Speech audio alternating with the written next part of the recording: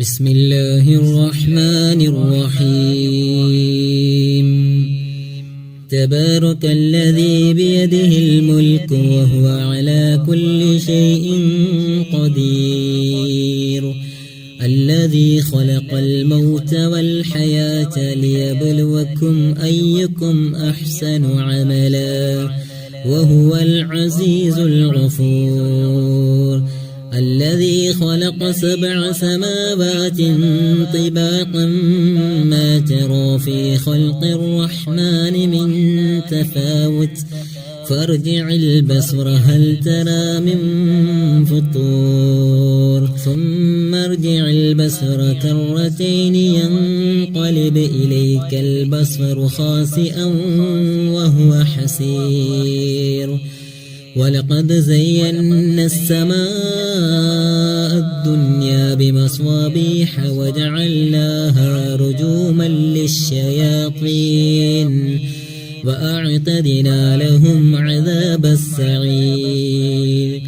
وللذين كفروا بربهم عذاب جهنم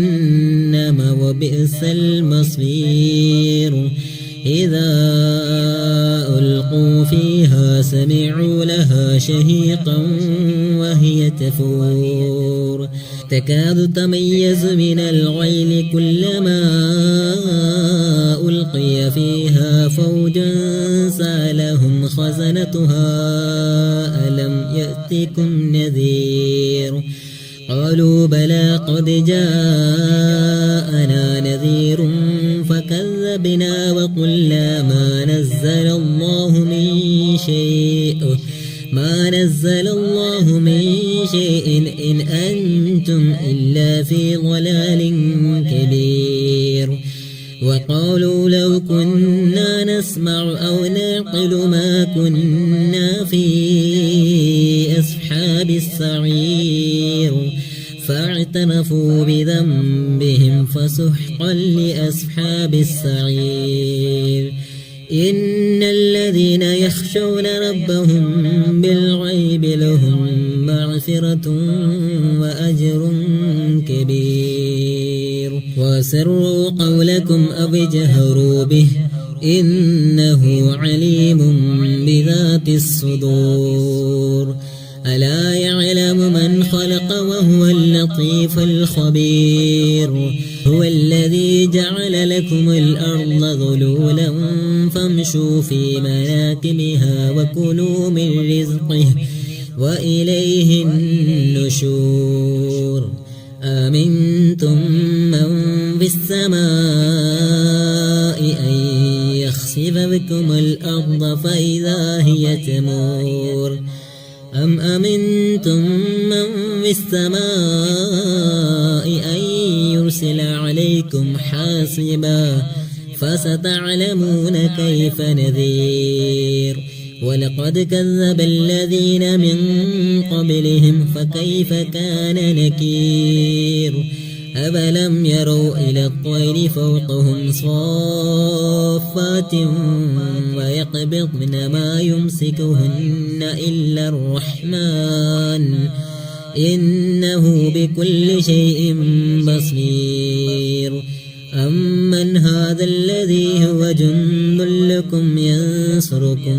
من دون الرحمن إن الكافرون إلا في غرور أمن هذا الذي يرزقكم إن أمسك رزقه بل لجوا في عتو ونفور أفمن يمشي مكبا على وجهه أهدى أمن يمشي سبيا على صراط مستقيم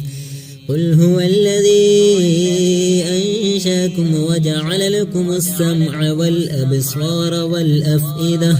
قليلا